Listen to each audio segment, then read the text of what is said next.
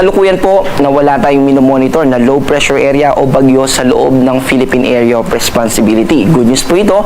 At bukod po dito, dalawang atmospheric systems lamang po ang nakakaapekto sa atin. Unahin po natin itong easterlies o yung mainit na hangin galing sa Pacific Ocean.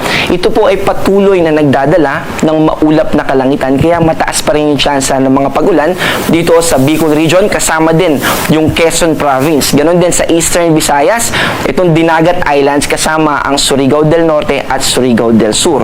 Ibig sabihin po ay maulap at mataas yung tsansa ng mga pag-ulan dyan, at yung dala naman nitong amihan o northeast monsoon, bukod sa malamig na hangin na dala nito sa malaking bahagi ng Luzon, ay meron din po itong kaulapan na magdadala ng mga light rains o mga pag-ambon, lalo na sa probinsya ng Cagayan, Isabela at Aurora. Dito naman sa Metro Manila at sa natitirang bahagi ng ating bansa, malaking bahagi po ng ating bansa ang makakaranas ng mas mababang tsansa ng mga pag-ulan. At kung ulan man po, ito ay dadalhin sa atin ng mga localized thunderstorms or yung mga passing clouds. At yung mga localized thunderstorms po ay panandali ang mga pag-ulan for a specific area lamang. Halimbawa, sa Metro Manila, may mga ilang cities lamang na makakaranas ng mga pag-ulan at hindi po ito magtatagal.